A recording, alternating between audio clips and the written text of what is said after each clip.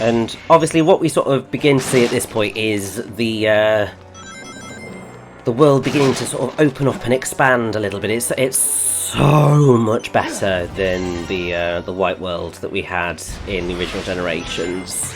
And actually, this is a hell of a lot closer to how I would want a future Sonic game to work with a hub world and the actual world itself, because it feels much more fittingly Sonic, whereas obviously Frontiers was very much Unreal Engine grasslands and sort of just standard areas, whereas this actually feels a lot more, all the buildings and structures feel a lot more like they deserve and work being here, if that makes any sense. No, I totally agree. They should have a hub that opens up like this as you go throughout the game. Hey, we got Iblis, we got Solaris, and we got the Iblis spawns down there. I think that was Iblis Phase 2 down the bottom, wasn't it? Because that was more the, like, annoying snake form thing. Huh. It might have been, yeah. These spaces down here will become necessary in a little bit, but for the time being, why don't we go ahead and do the second level of the game? Yes, let's get some Sonic Heroes representation. How do you feel about those rumours of Heroes being like the next remaster? If it's just a remaster, I'm fine. Like, Heroes is one of those games that's very hard to get hold of nowadays, so for the sake of making it available, that would be neat. I know you proposed to me the idea of a full-on remake of Heroes, which I don't necessarily think is a reasonable use of resources. I think that Heroes is one and done, ready to move on to things that are not that. But, like, simply, like I say, for the sake of making it available, Heroes is a bit of a lost cause. Down we go. It's okay, I was never very good at Heroes anyway. Thankfully, you do not get penalised for dying here, like in base generations. Yes. It's not really the end of the world in Gens, because, like, Gens, either Sonic or Shadow, are not hard games, but, yeah, just, it was a bit of a formality in Sonic Generations having the live system at that point, so, you know. Although that game does spoon-feed you like 300 fucking lives as you play along it, so it doesn't actually make a difference. No, although actually in the remake, I'm pretty sure that they have removed the lives system. You can turn it back on, of course, but it's automatically just off like it is for Shadow. They did make some minor changes like that. Like Richie says, the lives are gone. They've also added the drop dash, which I appreciate in classic Sonic. It kind of, like, I've got very comfortable using the drop dash from, like, Mania and, like, Forces and whatnot now. It's a little bit fiddly in modern Sonic. Yeah, it screwed me over more than a few times. I was just like, wait, what am I doing? Ah! Yeah, it's like, oh right, yeah, that's a thing. I've got to break some old habits here. Oh yeah, you found the secret alternate route there. Hell yeah, baby. I'm maybe good at falling into pits, but I'm also good at sussing out secret paths. Well, that's how you learn the level, by checking out every pit. For sure.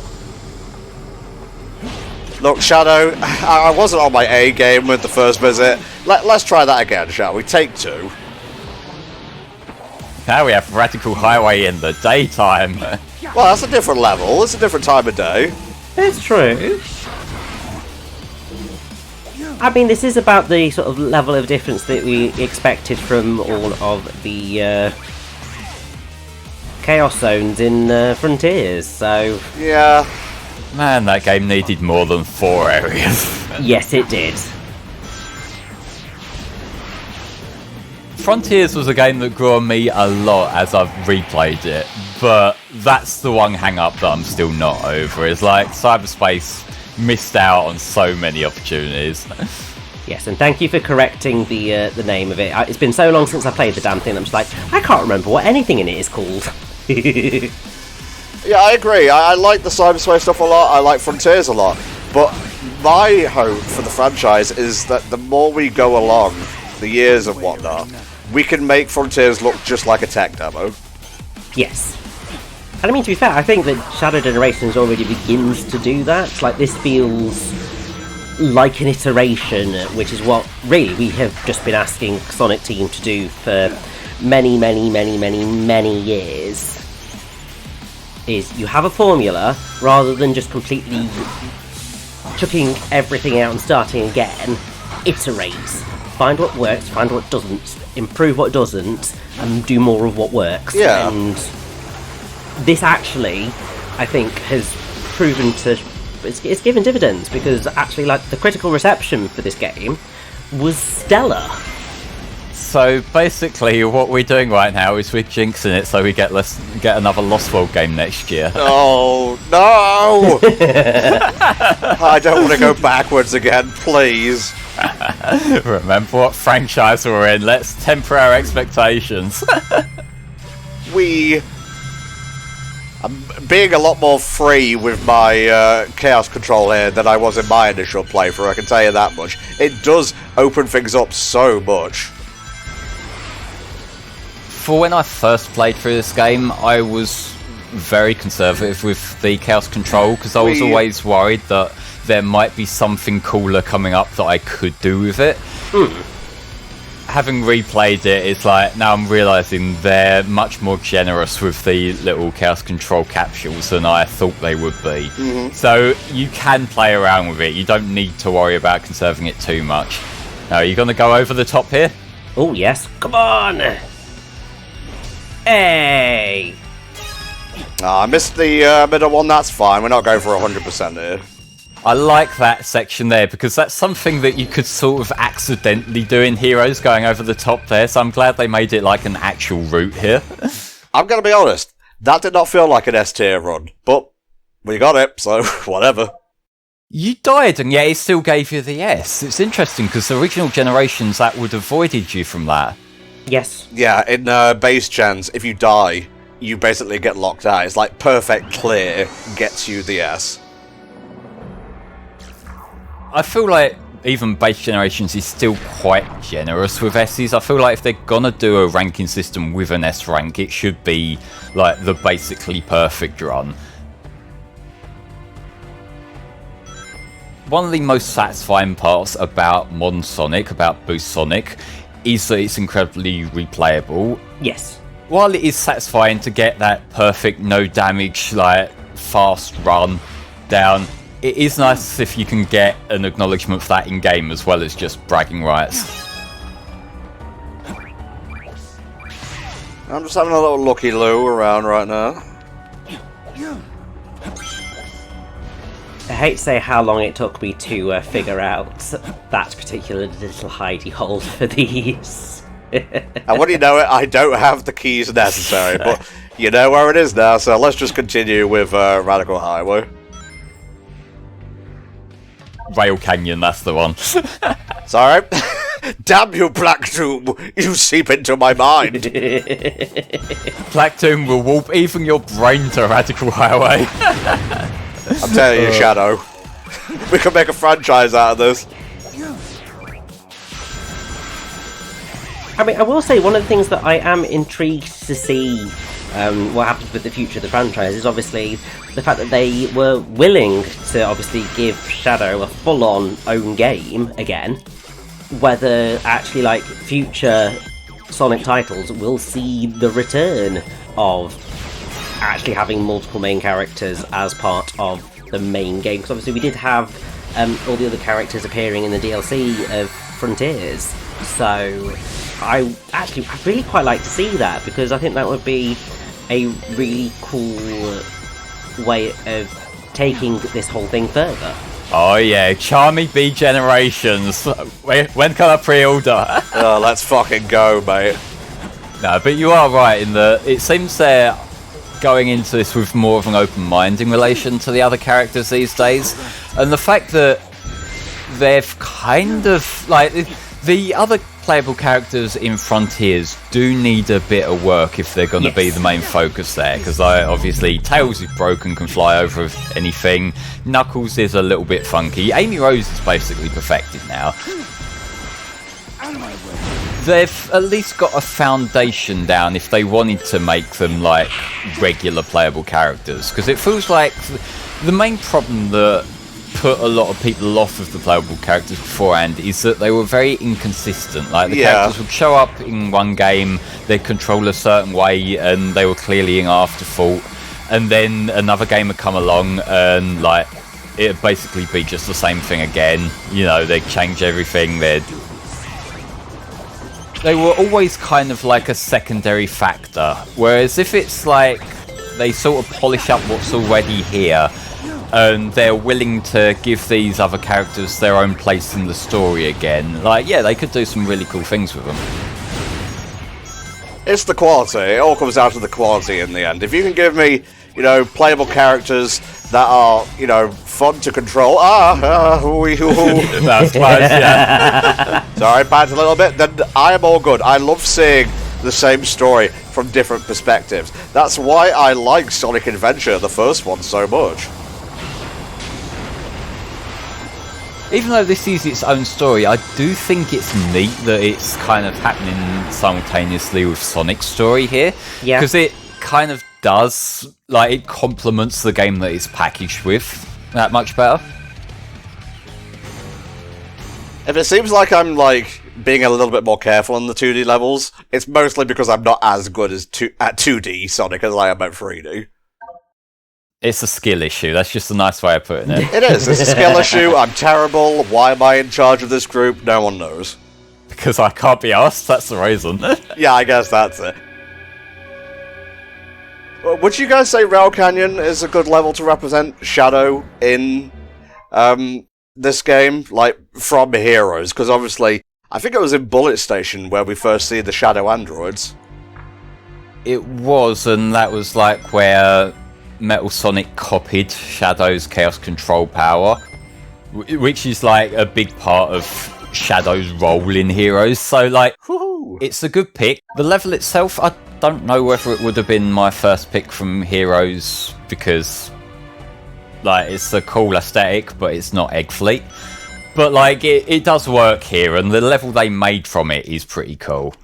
Yeah, I would agree. And the thing is that I would say of the sort of remaining levels from Heroes that could have been chosen, it would have either been Egg Fleet or Rail Canyon, and you're not going to shove another final level in here when you've got, obviously, Space Colony Arc, and my brain's just completely blanked on all the other ones that we're going to get to experience lovingly, but it's like you're not going to want to pull too many of those out there. You want a variety from across the franchise, so actually Rail Canyon was going to be the next best option. So yeah, Orbot Cubot, not present in base generations, but they're here. They just got separated from Eggman, and now they're trying to build a rocket to get out of white space. I'm going to tell you ahead of time, unless you're the type of person who likes grinding collectibles and then being like, haha, tee-hee, that sure was a funny piece of golden poo at the end, I would recommend just playing the game. Don't worry about collecting that stuff. It is one of those collectathon things. I mean, to be fair, you'll probably somewhat easily find about 60 of these things littered around. There's, I think, 80 in total. That you've got to find. Yeah, so you'll find the majority of them just sort of dotting about and having fun. But yeah, there are a lot of collectibles here that you can go hunting for, and yeah, whether it's worth it, up to you and how much joy you get from collecting things. I think there's an achievement from it. Yeah. So if you care about achievements, maybe it's worth it. If not, then do something else. Now we gotta do what we did in base gens and go looking for the boss door. But, we can't seem to take out this enemy. Funny that there's a skill portal here just next to it. Very convenient. Thank you, Black Dome. Nipple identified, token accepted, releasing goo.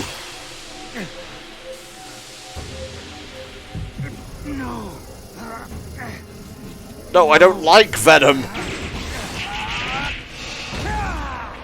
Shadow just gets very angry. I mean, wouldn't you if you've got all this blooming evil goo coursing through your veins when you're just like, I've tried to be a decent hedgehog. Why are you back, you bastard? That was me after we went to the fair that one year, and I was just like so sick, it was kind of funny. There we go, and boom. So, this can be a very useful tool for speedrunning and whatnot, because you can kick those guys in basically any direction you fancy. Sometimes it does have like an intended area for you to kick them in the levels, and it'll have like a little icon showing you that. But I've seen people deliberately firing it off in other directions as speedrun tricks. And there's actually some surprisingly decent tech in this game I've seen people using, because it's not just like the boosting and like the spin dashing from Frontiers and that you might expect. There's also people who've been doing cool shit with things like the Chaos Spears, because the Chaos Spears sort of carry your momentum that little bit further, so you can make slightly longer jumps if you spam them, and things like that. There's a lot more to it than what you would expect from like standard gens. But yes, returning, we have the challenges. It works similar to Sonic's side, where you have to get the boss keys to get into the boss. This time, each key is locked off behind 2 challenges rather than just one. So you do have a little bit more to do, but also I think I like all of these, or at least I can tolerate all of these. There's none that I would deliberately go out of my way to skip, so I'm perfectly fine with this. Yeah, these are absolutely an improvement over the base games. Oh, totally. And I think the other thing that just really helps with all of it is that because there's only a handful of them, you never feel like you're going, oh god, I've got to play through that many challenge levels. It's just like, okay, this is actually manageable. The only thing that I perhaps got a little bit more frustrated with, and it's not a bad thing, was just trying to get the music notes from hitting the bells, because they're a little bit more challenging than they perhaps were in the original, because obviously you're trying to get these things in 3D space, and sometimes they're going off in fun and interesting directions in comparison to just being rolling around a very small little area. Yeah, I get you, mate.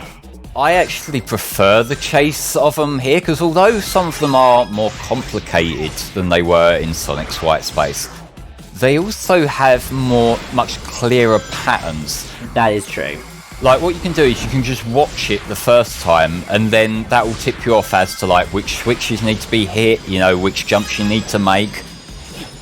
It's like, it feels more satisfying to do it, whereas with Sonic's ones, I feel like it's, even though like they do tend to have preset patterns they'll follow, it's more like you just keep boosting over and over. One time you hit it, the other time you don't. You know, it's a game of chance really with them more than anything. That's fair. No, stay away from me! Those fuckers are definitely much more animated than they were in Heroes. Yeah, that's for sure. Alright. That's right, very cool. Get ahead with my key collection, because you know your boy likes a collectible or two. Alright, where's it going? If I recall correctly, that one, yeah, goes all the way up to the top. So you can use your boy here to boost your way right up. No, damn it! So close! You might still get it.